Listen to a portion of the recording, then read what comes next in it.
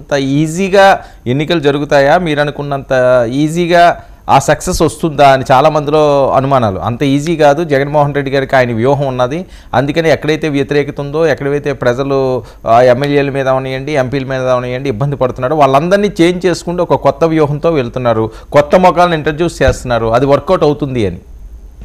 అసలు మీకు ముఖ్యమంత్రి తప్పులు చేస్తున్నప్పుడు ఎమ్మెల్యేలు మాత్రం ఉపయోగపెట్టి ఆవేలు చేలో మెచ్చ దూడ గట్టు మెత్తదా ఏంటంటే వాళ్ళ ఏ ముఖ్యమంత్రి అయినా లిక్కర్ వ్యాపారం సొంతంగా చేసే ముఖ్యమంత్రి ఉన్నాడు అని అడుగుతా ఉన్నా.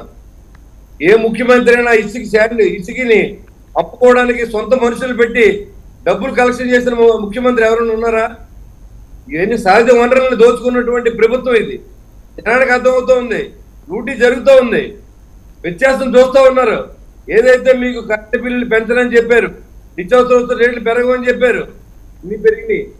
ఒకవేళ మీరు ఇచ్చి 10,000 15,000తో పండగ చేసుకోలేరు సార్. సంవత్సరానికి ఖచ్చితంగా వాళ్ళందరూ ప్రతి నెల 50,000 60,000 సంపాదించి ఉద్యోగం కావాలి. యువతకు ఉద్యోగాలు కావాలి.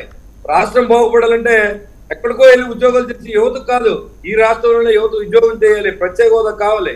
ఇవన్నీ అంశాల మీద ప్రజలు కూడా ఆలోచన చేస్తున్నారు. డెఫినెట్ గా ముఖ్యమంత్రిగా జగన్మోహన్ రెడ్డి గారు ప్రమాణం చేయరు. శ్రీనివాస్ గారు, మరొక విషయం ఏంటి, బాలశౌరి గారి మధ్య నాదెండ్ల గారి మధ్య ఏదో జరుగుతుందని ఎక్కువగా ప్రచారం జరుగుతుంది. వాస్తవం అది? ఏం లేదండి, నాదెండ్ల ఎవరికి వివాదం లేదు. ఆయన కాన్స్టిట్యూన్సీలో ఆయన గెలుపు కోసం ఆయన ప్రయత్నం చేస్తూ ఉన్నారు నాదెండ్ల మనోహర్ గారు. అంతే తప్ప అక్కడెక్కడ మనోహర్ గారికి క్లాస్ అనేది ఎక్కడ నాకు తెలుసు మాత్రం లేదు. అలాంటి కనీసం ఆఫీసు పార్టీలోకి రాకుండానే మరి వాళ్ళిద్దరికి అయిందంటే ఏంటి సార్?